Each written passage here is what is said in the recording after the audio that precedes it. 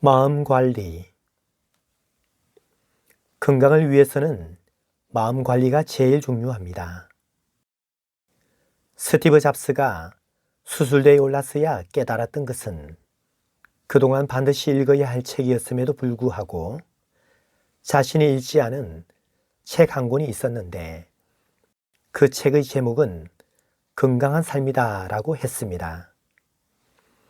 그래서 건강을 위해서는 먹는 것과 운동보다도 마음 관리에 중점을 두어 음식과 운동 20%, 마음 관리 80%의 비중을 두는 것이 좋다는 것입니다.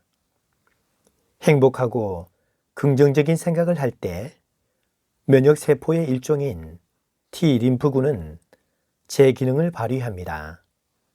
하지만 시기, 질투, 분노, 미움, 두려움, 원망이나 불평, 낙심, 절망, 염려, 용서 못함, 불안과 같은 부정적인 생각이나 감정을 가지면 T 림프구가 변이되어 암세포나 병균을 죽이는 대신 거꾸로 자기 몸을 공격하여 몸에 염증이 생기게 하거나 여러 가지 질병을 일으킵니다.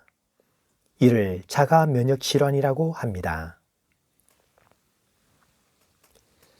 미국 프린스턴 공대 로버트 장 교수는 마음은 아주 미세한 입자로 되어 있으며 이것이 물리적 입자와 동일하므로 입자로 존재할 때는 일정한 공간에 한정되어 있지만 파동으로 그 성질이 변하면 시공간을 초월하여 이동할 수 있다고 했습니다.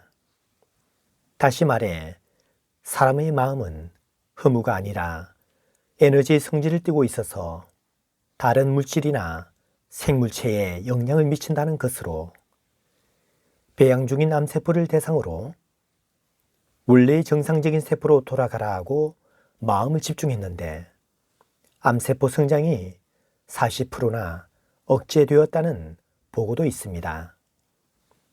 게이츠 교수는 여러 가지 실험을 통해 다음과 같은 결론을 내렸는데 화, 슬픔, 불안, 공포, 증오, 미움 등과 같은 부정적인 정신 상태에 있을 때는 인체에서는 어떤 물질이 생성되는데 그 물질에는 매우 강력한 독성이 있습니다.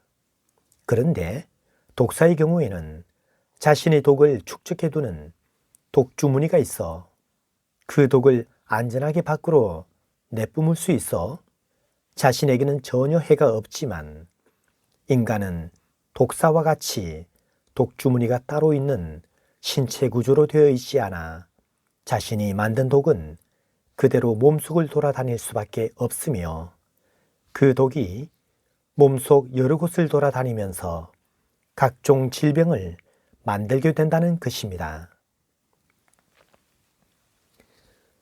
샘 슈문이라는 사람은 간암 진단과 함께 앞으로 몇 달밖에 살지 못할 거라는 선고를 받았습니다.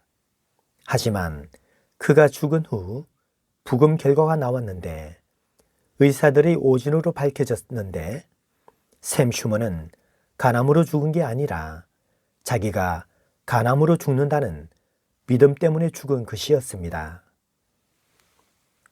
마음이 산란하면 병이 생기고 마음이 안정되면 있던 병도 저절로 좋아진다.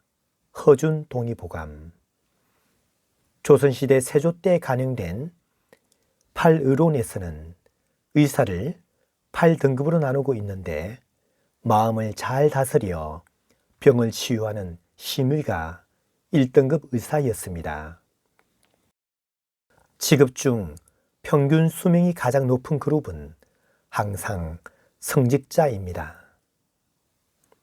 평균 수명이 30세도 안 되었던 2300년에서 2500년 전에 삶의 지혜와 사리에 밝았던 중국의 고대 사상가들의 수명도 모두 높았습니다.